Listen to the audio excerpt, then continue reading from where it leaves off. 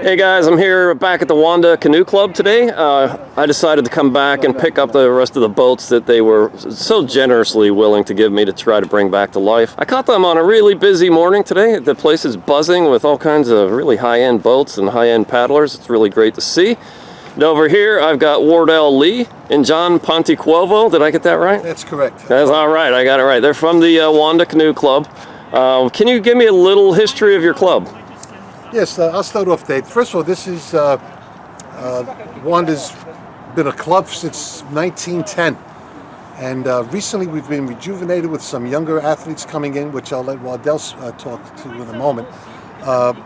We started off on the Hudson River, and we've paddled. We had rowboats, we've had canoes, kayaks, and we were there for approximately 50 years when we moved from our boathouse on the Hudson in Edgewater, New Jersey, and then we moved to this current site, which is in Ridgefield Park. Hey, what kind of racing members do you have? What kind of races do you guys do? Sure. So we have about 40 or so members, give or take, and we have a lot of members that are part of our sister club, K Aloha, which is based in Hoboken. So we're kind of carrying on the tradition of paddling on the Hudson and paddling on the Hackensack River. We mainly paddle outrigger canoes and marathon canoes now, but we do have some paddlers who also paddle kayak, and we have we have several high-level athletes who've paddled on the Dragon Boat national team and have done well nationally in outrigger and marathon canoe. Greg there, if you see him, I believe he came in third place this year at the USCA Nationals in the men's division in the C1. All right, that was somewhere in Pennsylvania this year, right? Pennsylvania. Yeah. So I knew a bunch of people who went to that. He came in third place this year, and we're hopefully going to be growing the club in the next few years. Like John said, we have this boathouse that's in a little bit of disarray and needs to get refurbished.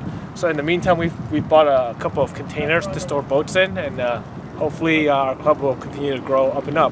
Okay, awesome. Yeah, and you mentioned kayaks and surf skis. I noticed somebody's Epic V10 Sport in there, which looked like a boat. And you guys are obviously standing around some kayaks. What's the story with these guys? I mean, well, my viewers know the story, but I want to hear it from you. Well, briefly, Dave, just dates back to some of our past history when our club was very active in the Olympic movement, K1, K2, and up to K4, that's an Olympic kayak.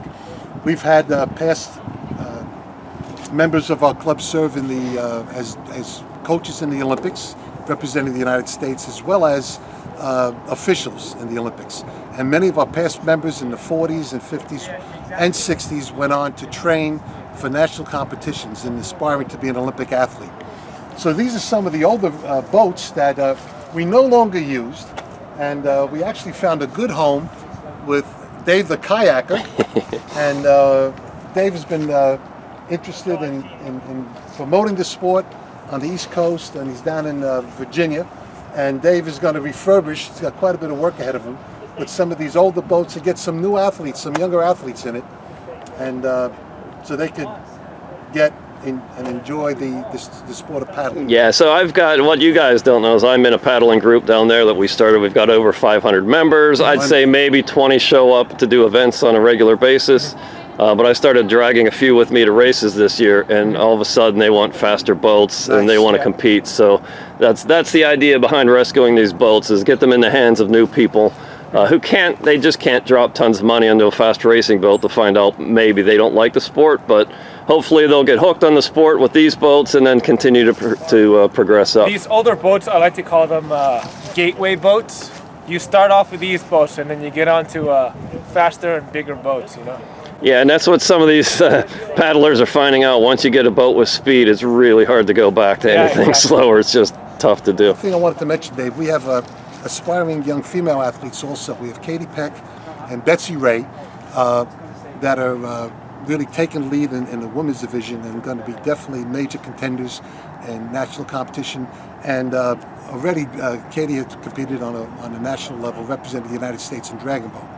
That's awesome. They're all in their mid 20s to early 30s, and the future looks good. Yeah, and you're And- right here, not too far from New York City. I came Absolutely. I-81 and I actually crossed Yeah, the last bridge. I actually live in New York City. So Yeah. I commute Oh, here. wow. It's about half an hour door to door when there's no traffic. So if you're in the city, it's easy enough to get here. And you know, when I crossed the I-80 bridge here, I looked down and I actually saw Wardell coming into the dock. It's that close to I-80. Yep. Really easy to get to. One, All right. one last thing, Dave, well, I'll let's mention see. too, that it's a sport not only for the younger people, but some of the older athletes, as myself, and even younger. We have Ed Lau and Linda Lynch, also very active in our club, and they're definitely national level competitors in marathoning, outrigger canoe. So we're hoping to continue and have a wide span of athletes continue paddling on the Hackensack and on the Hudson River. Yeah, and I owe a lot to the older paddlers because when I started into the sport, I was competing against 70-year-old guys who I just could not believe they were smoking me down the river. Yeah. And then I realized it's a sport that you can really get into and do for the rest of your life. And it seems the older, more mature people get, the better they get. Yes. So it's one of the few sports where you can continue to progress at any age. So Absolutely. I think we would all encourage anyone interested in paddling to just do it. Get in touch with your local Absolutely. club, borrow a boat, get on the water, and you'll love it. If you got knee problems or hip problems, paddling is a sport for you because it's predominantly upper body sport, unlike other forms of exercise. So Yeah, I hate running, so therefore I paddle. It is a low impact sport.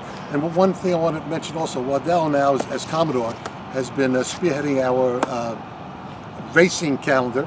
Next week we have on October 19th a major event, the Hack Race. It's going to be on the Hackensack River, and we're expecting some top athletes in canoe, kayak, outrigger canoe, as well as surf ski to compete, and also C4, C1, C2, and C4.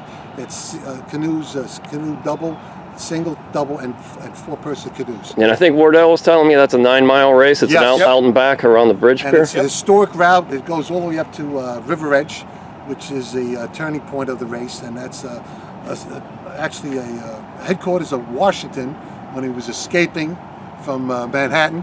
He was crossing the Hackensack River, then heading south down before he had his battle with the British in Trenton.